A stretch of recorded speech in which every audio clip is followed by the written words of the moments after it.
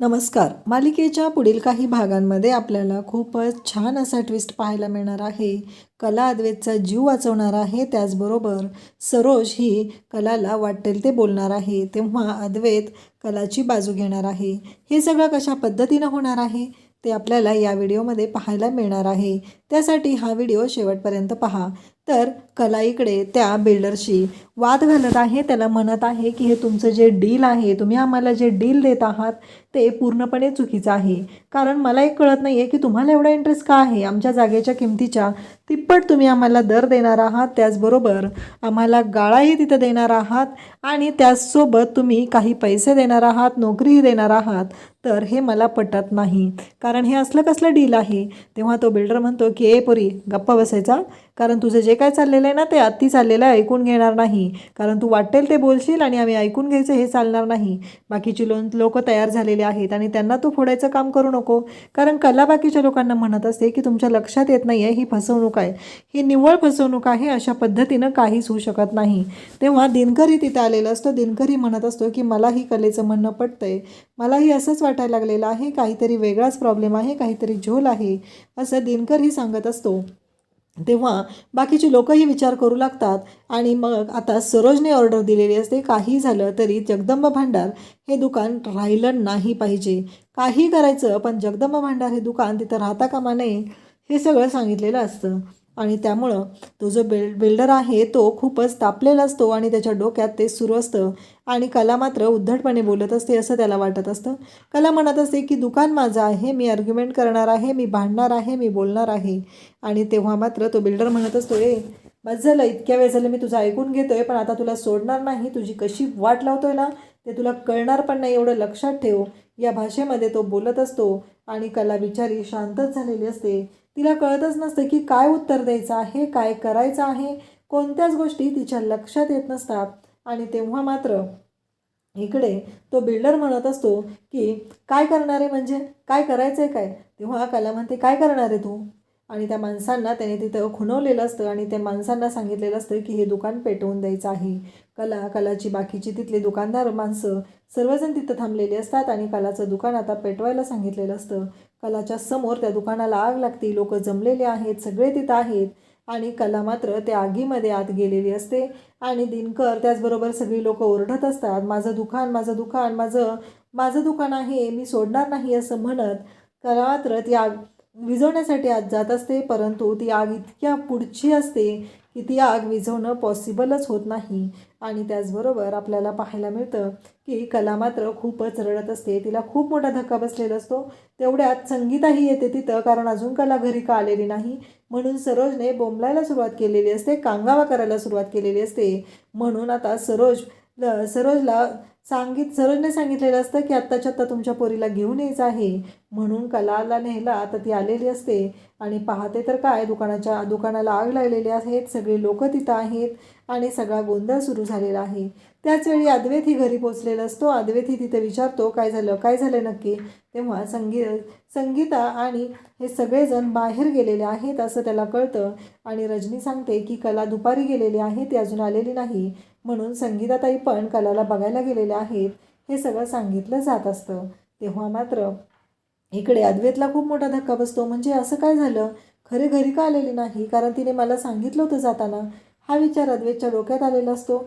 आणि मग अद्वैत कलाला पाहण्यासाठी तोही दुकानाच्या बाजूला जातो. संगीता दिनकर दोघंही ओरडत असतात. अक्षरशः कलाच्या नावाने तिथे त्यांचं इतकं ओरडणं सुरू असतं की कलाला आतमध्ये आवाजही जात नसतो, एवढी आग लागलेली असते, एवढ्या सगळ्या गोष्टी घडत असतात. आणि इकडे दिनकर आणि संगीता दोघंही खूपच टेन्शनमध्ये असतात. आणि आता कला आतमध्ये असते, दिनकर त्या आगीच्या दिशेने जात असतो. सगळेजण दिनकरला थांबवत असतात, परंतु दिनकर म्हणत असतो नाही, माझी कला आतमध्ये आहे आणि मला तिला वाचवणं गरजेचं आहे, असं म्हणत दिनकर त्या दिशेला जाऊ लागतो. तेवढ्यात अद्वैत तिथे येतो आणि म्हणतो, बाबा थांबा, काय झाले बाबा, असं म्हणत अद्वैत विचारू लागतो. तेव्हा दिनकर म्हणतो की अद्वैतराव, अहो आपली कला आत आहे. आणि तेव्हा अद्वैत म्हणतो की तुम्ही थांबा इथे, मी जातोय. का तर संगीताचा कॉल आलेला असतो, त्यामुळंच अद्वैत परत आलेला असतो आणि तो भेटलेला असतो. त्याने सांगितलेलं असतं की काही झालं तरी खरेला मी काही होऊ देणार नाही. आणि अगदी देवदूतासारखा अद्वैत आलेला असतो कलाच्या मदतीला धावून. आणि सगळेजण आता तिथे थांबलेले आहेत. कलाला सगळेजण बाहेर काढायचा प्रयत्न चालू आहे. बाकीची लोक ओरडत आहेत. दिनकर मात्र त्या आगीमध्ये उडी टाकणार असतो आणि त्याच वेळी अद्वैत तिथे येऊन पोहोचलेला असतो आणि अद्वैतने दाखवून दिलेलं असतं की तो काय करू शकतो. आणि त्याचबरोबर अद्वैत तिथं पोहोचलेला असतो. सगळेजण पाहत असतात. अद्वैत त्या आगीमध्ये जातो आणि खरे खरे खरे खरे असं बोलत असतो तो. आणि तेव्हा कला एक देवी आईचा फोटो हातात घेऊन त्या आगीच्या मध्ये बसलेली असते आणि अद्वैतलाही धक्का बसतो. अचानक असं काय झालं हा प्रश्नही अद्वैतला पडलेला असतो आणि अद्वैत मात्र खूप टेन्शनमध्ये असतो. खरे उठ. पण कला काही उठत नसते. अद्वैत म्हणत असतो हिला काय झालं आता, ही असं का करायला लागलेली आहे, हा प्रश्न अद्वैतला पडलेला असतो. आणि मग अद्वैत कलाला उठवण्याचा प्रयत्न करतो पण कला काही शुद्धीवर येत नाही आणि तिला अद्वैत उचलून घेतो आणि म्हणतो काही झालं तरी मला हिला उचलून घेऊनच बाहेर गेलं पाहिजे, कारण कलाचा जीव वाचवणं हे गरजेचं आहे. असं म्हणत अद्वैतने आता कलाला उचलून घेतलेला आहे आणि तो तिला उचलून घेऊन बाहेर चाललेला आहे. अद्वैतला कलाची खूपच काळजी वाटत असते आणि त्याचबरोबर हे सगळं घडत असतं ते म्हणजे इतक्या विचित्र पद्धतीनं घडत असतं. अद्वैत कलाला घेऊन बाहेर येतो, तिला उठवण्याचा प्रयत्न करतो. तिला म्हणू लागतो की खरे उठ तू, आपण बाहेर आलेलो आहोत, असं अद्वैत तिला सांगत असतो. परंतु कला इतक्या मोठ्या धक्क्यामध्ये असते की तिला काही सहनच होत नाही आणि कला मात्र पुन्हा तिथे अद्वैतला म्हणते की काय झालं अद्वैत, आणि ती मिठी मारून रडायला सुरुवात करते. परंतु इथे एक मोठी गोष्ट घडत आहे की तिथं धूर तो जाळ त्या सगळ्यातून अद्वैत आलेला असतो आणि त्या सगळ्यामुळं अद्वैतला धाप लागू लागते. आणि मग कला कसलाही मागचा पुढचा विचार न करता अद्वैतच्या गाडीत त्याचा अस्थमाचा पंप आहे का ते पाहते, पण त्याचा पंप विसरलेला असतो, त्यातल्या गोळ्या संपलेल्या असतात. आणि मग कला लगेच अद्वैतला गाडीत घालते आणि त्याला घेऊन हॉस्पिटलला निघते. हॉस्पिटलमध्ये त्याला ॲडमिट करून घेत नसतात कारण डिपॉझिट भरायला पैसे लागणार असतात. कला म्हणते की अहो तुमच्या लक्षात येतं आहे का. मग ती डॉक्टरांना फोन करते आणि सांगते की अद्वैत चांदेकरला मी घेऊन आलेले आहे आणि त्यांच्यावर ट्रीटमेंट होणं खूप गरजेचं आहे. आणि मग डॉक्टर आणि नर्स अद्वैतला ट्रीटमेंट हाती घेतात. आणि आता घरी सरोजला कळलेलं असतं की अद्वैतवर हा जीवघेणा प्रसंग ओढवलेला आहे. तेव्हा सरोज आबा सगळेजण धावत हॉस्पिटलला येतात आणि पाहतात तर कलाला ती ओरडायला सुरुवात करत असते. ती कलाला म्हणत असते की तुझ्यामुळे हे झालेलं आहे, आज माझ्या मुलाची जी अवस्था झालेली आहे ना त्याला सर्वस्वी तू जबाबदार आहे, असं कलाला ती सांगत असते. परंतु अद्वैत कलाची बाजू घेतो आणि म्हणतो की आई मी तिचा जीव वाचवला होता हे मान्य आहे मला, पण तिथल्या त्रासामुळे ते मला झालेलं आहे, तिच्यामुळं झालेलं नाही.